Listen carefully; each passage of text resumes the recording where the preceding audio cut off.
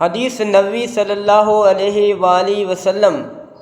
حضرت ابوذر رضی اللہ تعالی عنہ بیان کرتے ہیں، رسول صلی اللہ علیہ وآلہ وسلم نے فرمایا، جو شخص اس حال میں اللہ تعالیٰ کے ساتھ ملاقات کرے وہ دنیا میں کسی کو اللہ تعالیٰ کے برابر قرار نہ دیتا ہو، پھر اس پر پہاڑوں جتنے بھی گناہ ہوں تو اللہ اس کو معاف فرما دے گا۔ مشکوٰۃ شریف حدیث نمبر 2362۔ حضرت عبداللہ بن مسعود رضی اللہ تعالی عنہ بیان کرتے ہیں، رسول صلی اللہ علیہ وآلہ وسلم نے فرمایا، گناہ سے توبہ کرنے والا اس شخص کی طرح ہے جس نے کوئی گناہ کیا ہی نہ ہو۔ ابن ماجہ، بیہقی فی شعب الایمان۔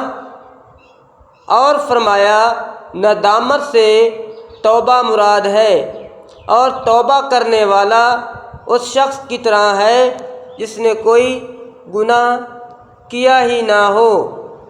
مشکوٰۃ شریف حدیث نمبر 2363۔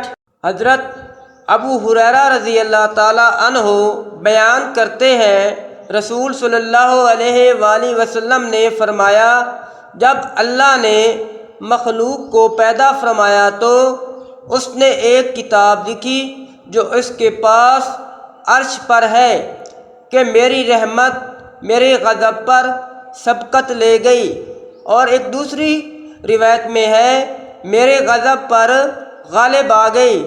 متفق علیہ۔ مشکوٰۃ شریف حدیث نمبر 2364۔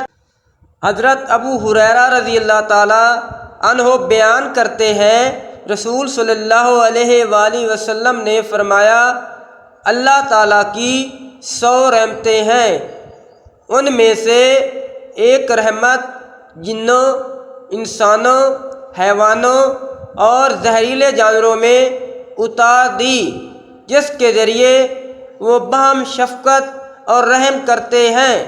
اسی وجہ سے وحشی جانور اپنے بچے پر شفقت کرتا ہے، جبکہ اللہ تعالیٰ نے 99 رحمتیں اپنے پاس رکھی ہیں جن کے ذریعے وہ روز قیامت اپنے بندوں پر رحم فرمائے گا۔